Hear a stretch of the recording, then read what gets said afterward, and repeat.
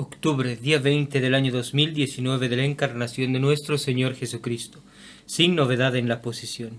La silla del bienaventurado Pedro continúa vacante desde la muerte de su santidad Pío XII el 9 de octubre de 1958. Santa Irene, Virgen y Mártir.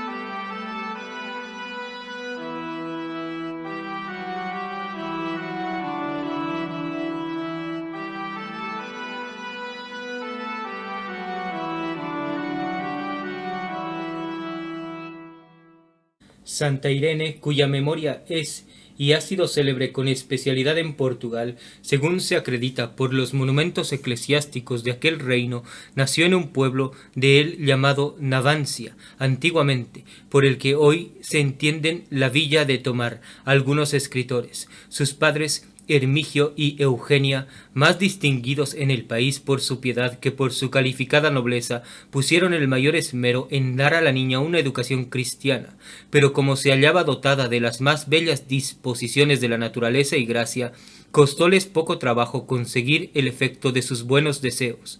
Prevenida desde la cuna con las más dulces bendiciones del cielo, en nada encontraba diversión sino en los consuelos espirituales, y toda su ambición y sus desvelos eran consagrarse al Señor enteramente. Edificado y admirado un tío suyo llamado Celio, abad del monasterio de Santa María, sitio cerca de Navancia, de la índole admirable, de los raros talentos y de la inclinación a la virtud que manifestaba su sobrina, resolvió contribuir eficazmente al cultivo de aquella noble planta, que ofrecía desde luego dar con el tiempo frutos abundantísimos en el jardín de la iglesia. Con esta mira encargó a Remigio, monje del mismo monasterio, que enseñase a la niña las letras que convenía supiese, insertándose igualmente en fomentar las noblísimas ideas de perfección que descubría Irene. Criábase la niña con Julia y Casta, vivían con grande recogimiento, dedicadas al servicio de Dios, con total separación de los tumultos del siglo. Brillaba Irene en su retiro, tanto en discreción como en virtud, adelantándose en esta conforme iba creciendo en años, sin salir para otra parte que para el templo a ofrecer sus votos al Señor ante los altares y a frecuentar los sacramentos. Llegó a aquella edad en que manifestó su naturaleza las apreciables cualidades de hermosura, vivacidad, aire, talentos y despejo con que se hallaba dotada sobre las jóvenes de su tiempo, aunque por su recato, por su modestia y por su compostura procuraba ocultarlas, a pesar de sus industrias. La vio un día Britaldo, hijo de Castinaldo, señor del pueblo, quien quedó tan ciegamente enamorado de ella que no pudiendo lograrla por esposa, aunque se valió de cuantos medios pudo seguirle una pasión ciega, vehemente y persuasiva, porque Irene tenía consagrada su virginidad al esposo eterno, cayó en una profunda melancolía y lastimosa tristeza que le pusieron en inminente riesgo de perder la vida, sin que los más hábiles facultativos acertasen en el remedio, pues ignoraban la raíz de su dolencia. Tuvo la santa revelación de la enfermedad que padecía Britaldo, y de su causa, movida de caridad, determinó visitarle, confiada en la gracia del Señor que le inspiraba aquel piadoso pensamiento, a fin de curar al joven poseído de una pasión que exponía su salvación. En efecto, acompañada de algunas personas honestas, pasó a la casa del enfermo, y manifestándole con la correspondiente cautela la causa de su mortal accidente, le habló Irene con tanta energía sobre las prerrogativas y excelencias de la castidad y de los grandes favores con que Dios premia a esta virtud tan agradable a sus divinos ojos, que serenado Britaldo enteramente le dejó consolado y aún reconocido, mas para mayor tranquilidad de su espíritu, quiso que antes de despedirse la Santa Virgen le prometiese que no pondría su afecto en otro alguno, amenazándola de lo contrario con la muerte.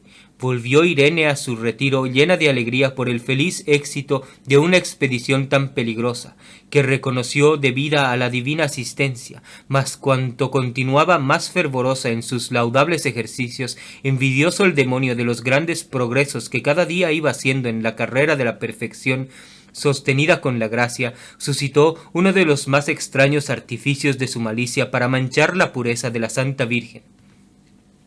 Valiéndose de la familiaridad que tenía Remigio con Irene con motivo de su magisterio, comenzó a hacer al monje tan cruel guerra, levantando en su corazón una tempestad deshecha de tentaciones deshonestas, que rendido al fin a los violentos ataques del tentador, vino a manifestar su ciega pasión a la castísima doncella.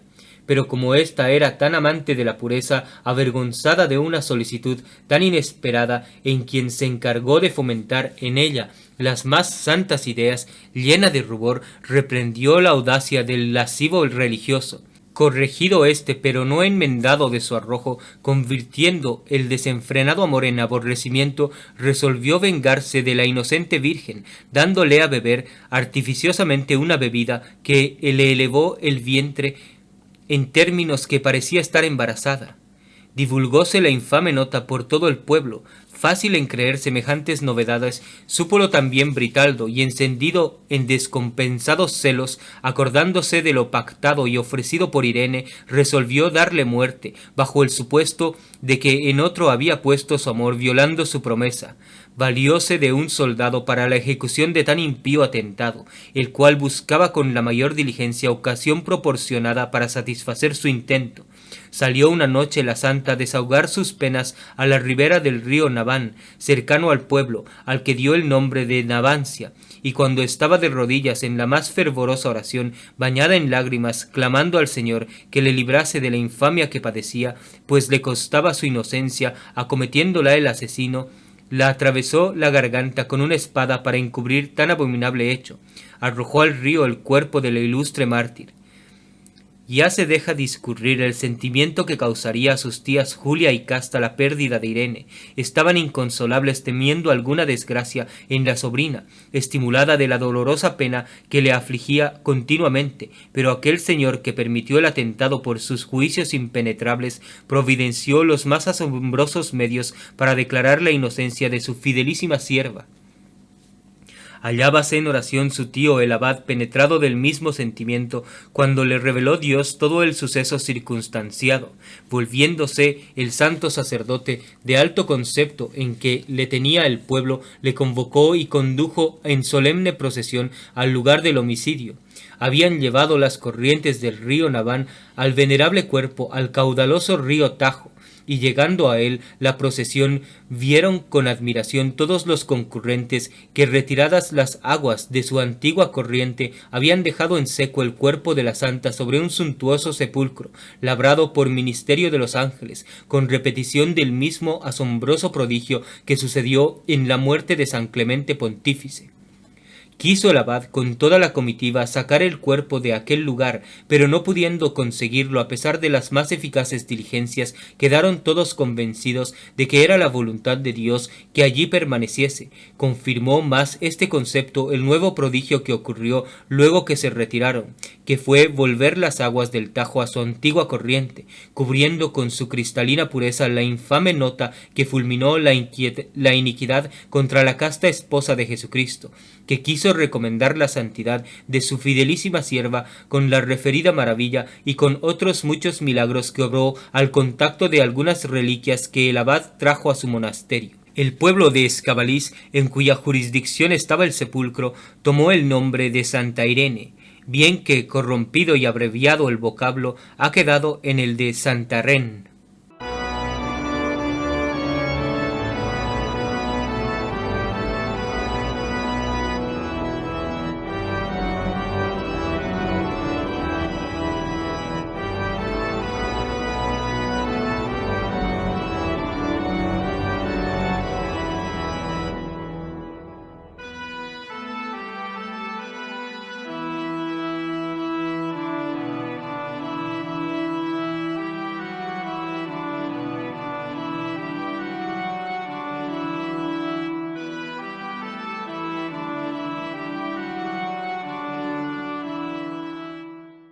Martirologio romano. En Alba, cerca de Aquila, en el arbusto ulterior, la fiesta de San Máximo, diácono y mártir, que ansioso de padecimientos se presentó a los perseguidores que le buscaban, y habiendo respondido con entereza a las preguntas, fue extendido y atormentado en el potro y apaleado, por último precipitado de un lugar elevado, entregó el alma a Dios. En Agen, en Francia, San Caprais, mártir, quien habiéndose escondido en una caverna por huir de la persecución, supo como la Virgen Santa Fe estaba padeciendo por Jesucristo. Animado con esta relación a padecer él también, pidió al Señor que hiciese manar agua clara de la roca de la caverna en testimonio de ser digno de la gloria del martirio. Habiendo el Señor oído benignos sus ruegos, abalanzóse impávido al lugar del combate y peleando valerosamente mereció la palma del martirio bajo Maximiano.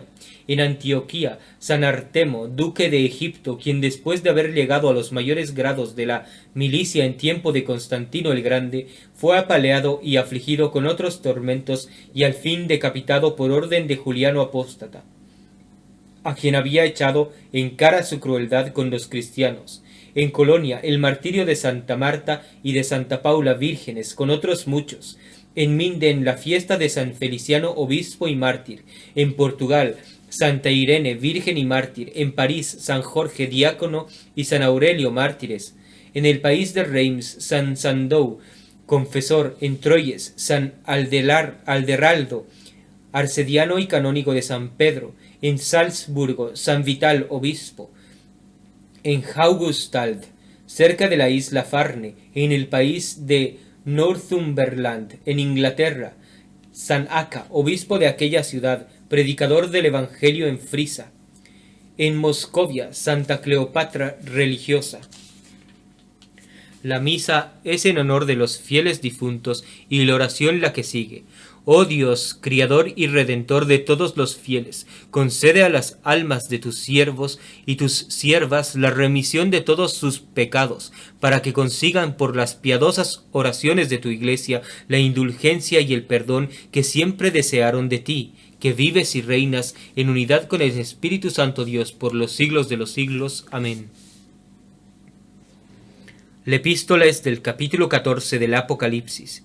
En aquellos días oí una voz del cielo que me decía: escribe, bienaventurados los muertos que mueren en el Señor. Desde ahora les dice el Espíritu que descansen en sus trabajos, porque sus obras los acompañan. Nota: dijo el ángel a San Juan que el tesoro de las buenas obras que hicieron los santos cuando vivían en la tierra los sigue y los acompaña en el cielo. Esta doctrina es contra el error de los simoníacos, de los nicoalitas y de otros herejes de los primeros tiempos, que negaban la necesidad de buenas obras. Reflexiones. Morirá gloriosamente aquel que muere en el lecho del honor entre la opulencia y la abundancia, cuando se sigue a la muerte una infamia eterna con una eternidad de tormentos. ¿De qué servirá en la hora de la muerte la triste memoria de los gustos pasados? Fiestas mundanas multiplicadas, amontonadas diversiones, cadena perpetua de pasatiempos, serie de prosperidades, suntuosidad, esplendor, magnificencia. Qué poca cosa parecéis a un hombre que se está muriendo. ¿Será gran consuelo pasar de un magnífico palacio a una hedionda sepultura, de una blanda y rica cama al fuego del infierno, de una numerosa y brillante corte a la compañía de los demonios y de los condenados? Será mucha dicha morir poderoso, estimado, temido y amado de todo el mundo, y ser después condenado. Beati qui in domino moriuntur. Este es el único secreto para ser dichosos. Esto vale más que todos los tesoros del mundo, que todas las prosperidades de la vida, que todas las grandezas de la tierra. Esta es la única felicidad que hay en ella. Cualquiera otra no es más que ilusión, deslumbramiento y quimera.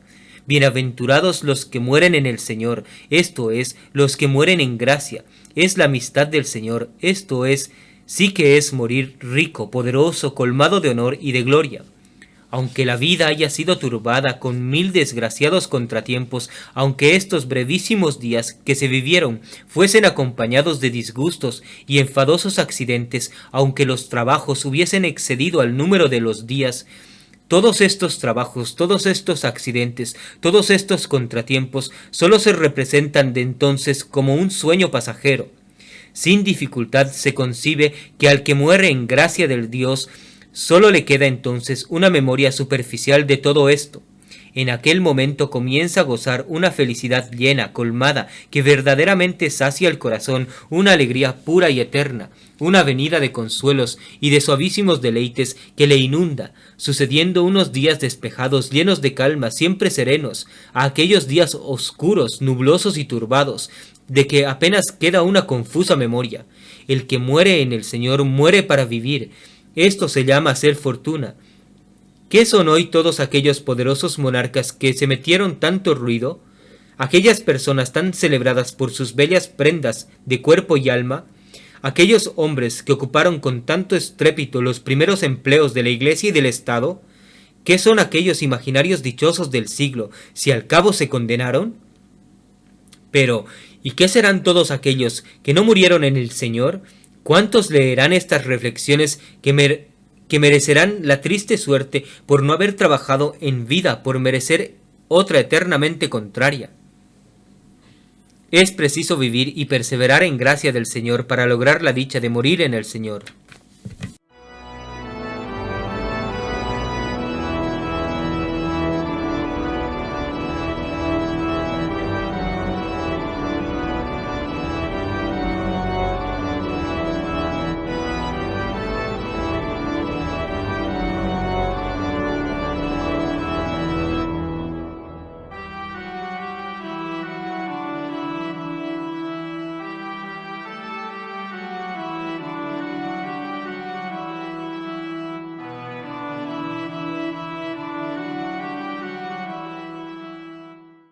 El Evangelio es del capítulo 6 de San Juan. En aquel tiempo dijo Jesús a la muchedumbre de los judíos: Yo soy el pan que vive, que he bajado del cielo. Si alguno comiere de este pan, vivirá eternamente, y el pan que yo daré es mi carne, la que daré por la vida del mundo. Disputaban pues entre sí los judíos y decían: ¿Cómo puede éste darnos a comer su carne? Y Jesús les respondió: en verdad os digo, que si no comiereis de la carne del Hijo del Hombre, y si no bebiereis su sangre, no tendréis vida en vosotros. El que come mi carne y bebe mi sangre, tiene vida eterna, y yo le resucitaré en el último día.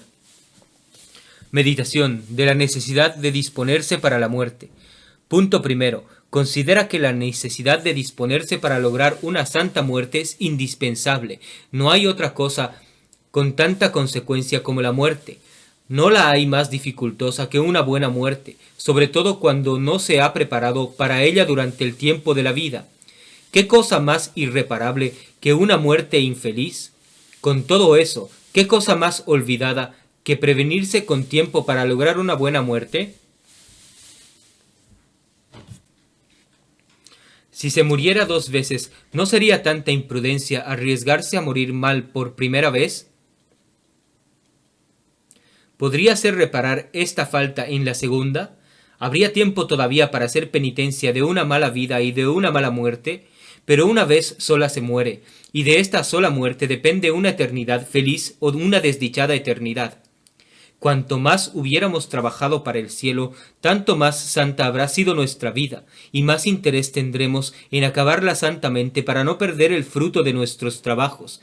Es verdad que la buena muerte es ordinariamente fruto de una santa vida, pero no es menos verdad que una muerte en pecado aniquila todos los merecimientos de la vida más ajustada, y todos los merecimientos de la más ajustada vida no bastan para respondernos de una buena muerte. Y en medio de eso se piensa mucho en la muerte, nos disponemos con mucho cuidado para esta muerte. Al ver nuestra indolencia en punto tan importante, ¿no se dirá que no hay cosa más fácil ni más común que lograr una santa muerte? Si para morir bien no se necesita más que recibir los santos sacramentos, besar devotamente un crucifijo y tal vez derramar algunas lágrimas, sería menos intolerable nuestra imprudencia. No siempre es dificultoso encontrar un hábil y celoso confesor que nos asista en aquel último peligro. Pero ¿cuántos murieron en pecado con todos estos socorros? Morir cubierto de ceniza y de silicio, morir rodeado de sacerdotes y de religiosos, es morir con edificación, pero precisamente esto no es morir santamente. Morir santamente es morir después de haber borrado todas las culpas de la vida, es morir en estado de gracia, es morir lleno de fe viva, de esperanza firme y de ardiente caridad, es morir con un grande horror a todo lo que el mundo ama, es morir con un amor de Dios que sobrepuje a todo otro amor. ¿Y será todo esto muy fácil a quien amó tan poco a Dios durante su vida? ¿A quien casi toda ella la pasó sin pensar en morir bien?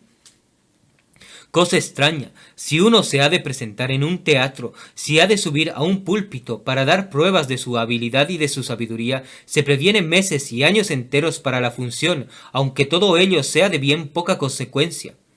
Pero mi Dios, ¿qué tiempo de la vida se emplea en disponerse para bien morir, siendo así que esta importantísima disposición pide de justicia todo el tiempo de la vida? Punto segundo. Considera que nunca puede ser demasiada la preparación para hacer una cosa que no se ha de hacer más que una sola vez, y que de acertarla o no acertarla esta sola vez depende nuestra eterna suerte, o dichosa o desgraciada. Si fuera tan fácil lograr una buena muerte, sin prevenirse para ella, muy necios habrían sido los santos en afanarse tanto y en emplear en esta preparación toda su vida. ¿A qué fin tanto ayunar, tanta oración, ni derramar tantas lágrimas? ¿A qué fin privarse de todo comercio con el mundo para lograr la dicha de una santa muerte, si se puede morir santamente sin todas estas preparaciones y aún sin ninguna? Aquel gallardo joven que en lo más florido de su edad abandona todo aquello que más lisonjea las pasiones y se va a sepultar en vida entre las paredes de un claustro religioso, ¿qué pretende con todo esto sino disponerse para una santa muerte? Nos atreveríamos a no aplaudir, a no admirar su acierto, su juicio y su resolución, pero que, al mismo tiempo que nuestros hermanos, que nuestras hermanas, que nuestros amigos pasan su vida en un retiro, y entregados a los rigores de la penitencia para prepararse para una santa muerte, para conseguir la gracia final, nosotros engolfados en el bullicio del mundo, sepultados o hundidos en medio de sus pasatiempos, nosotros amodorrados en un eterno olvido de esta muerte, poseídos de una ignorancia crasa sobre la preparación para ella, nosotros esperamos tranquilamente una muerte cristiana, nos lisonjeamos de que nos cogerá prevenidos y que moriremos bien, pero ¿hay cosa a que más nos haya exhortado el Hijo de Dios que a esta preparación como quien tenía tan prevista nuestra negligencia? Velad, nos dice, porque no sabéis la hora que ha de venir el Señor. Estad en vela y prevenidos a toda hora, porque en la que menos pensáis vendrá el Hijo del Hombre. Por lo demás, añadió el Divino Salvador, lo que os digo a vosotros, a todos se los digo. Es menester estar prontos para abrir luego que el Señor llame a la puerta. Fácilmente convienen todos en que es menester disponerse para morir bien. Por eso se teme tanto una muerte repentina, pero al cabo, ¿qué efecto produce este medio? ¿Qué preparación hemos hecho en virtud de él hasta el presente? Entre tanto, me puedo morir dentro de pocas horas. Tan poca seguridad tengo de vivir mañana como de vivir de aquí a 10 años. Si fuera hoy el último día de mi vida, ¿estaría bien dispuesto para morir en él? Si hubiera de morir esta noche, ¿estaría todo prevenido? ¿Nada tendría que temer? Solo pensar en esto me estremece, pero ¿quién me asegura hasta aquel momento? Y desde este mismo momento no comienzo a prepararme. ¡Qué dolor, qué desesperación en aquella postrera hora! No lo permitáis, Señor, y pues me concedéis por lo menos esta hora, desde esta misma hora, mi Dios, me quiero disponer para morir bien, con resolución de pediros todos los días esta gracia.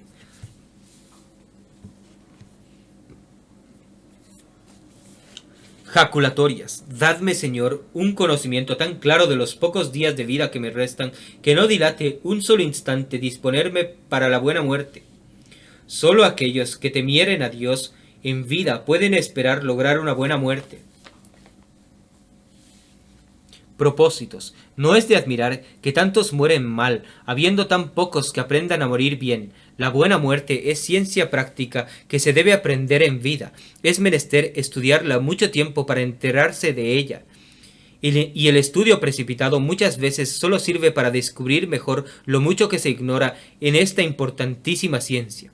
La mejor preparación para la muerte es una santa vida, y nuestra vida debe ser una continua preparación para la muerte. Cada día te ha de servir de nueva lección y de nuevo ejercicio, pidiéndote a ti mismo cuenta todas las noches de todos los progresos que has hecho en este estudio. Es utilísimo ejercicio hacer todas las obras como si fuesen prevenciones para la muerte. Misas, oraciones, limosnas, obligaciones del Estado de cada uno y hasta las mismas honestas diversiones, todo nos puede servir para una santa muerte, haciéndolo todo con este espíritu. Impórtanos mucho saber el arte de bien morir. El más sabio de todos los demás es un pobre ignorante si no sabe este gran arte. Además de esta preparación general, hay otros particulares que nunca se deben omitir. Todos los años has de escoger un día para dedicarte enteramente a este gran negocio. Luego que despiertes, te has de hacer presente en la imaginación al Supremo Juez, que te dice estas terribles palabras. Dame cuenta de tu administración y en una meditación por lo menos de media hora examinarás si tienes prontas y ajustadas tus cuentas. No salgas de casa sin haber ajustado todo lo que te faltare que ajustar. Nada omitas, y mucho menos en nada te perdones. Mira que tienes que tratar con un juez infinitamente despejado, a quien nada se le pasa, pero que al mismo tiempo quiere remitirse a tus mismas partidas. Declara los alcances en una sincera confesión que preocupe su juicio definitivo. Después de arreglar los negocios de tu conciencia, arregla los de tu familia. Es imprudencia esperar a la última enfermedad para disponer de tus bienes. Haz tu testamento cuando estás sano, cuando sabes lo que haces y cuando eres verdaderamente tuyo, es decir, cuando le puedas disponer con entera libertad. Comulga como si aquello hubiera de ser la última comunión de tu vida, y si pudiera ser, sé tú el ejecutor de tus legados píos. Por la noche procura tener la oración sobre la sepultura, o a lo menos en la iglesia donde naturalmente te han de enterrar y donde algún día ha de estar expuesto tu cadáver a vista del pueblo. Todo lo que leyeres en este día ha de ser acerca de la muerte, y en él nada has de atender, ni te has de ocupar en otra cosa que en el negocio de la salvación. Pero no basta un día al cabo del año. Un día de retiro cada mes es también una excelente preparación para la muerte. Al fin del tomo segundo del retiro espiritual encontrarás admirables ejercicios prácticos para esta preparación. Que el testimonio de esta santa vida sirva de alimento para todo cristiano, que haciendo uso de razón considere que el celo con que se debe defender la verdadera fe católica no es negociable, que debe ser capaz de llevarnos a la misma muerte y lograr la corona del martirio de ser necesario, antes que abrazar cualquier filosofía falsa, modernista, naturalista o racionalista que conducen indefectiblemente al indiferentismo religioso y al falso ecumenismo. Banderas y estandartes de la falsa iglesia de los últimos tiempos conceden el Vaticano. ¡Viva María Santísima! ¡Viva Cristo Rey!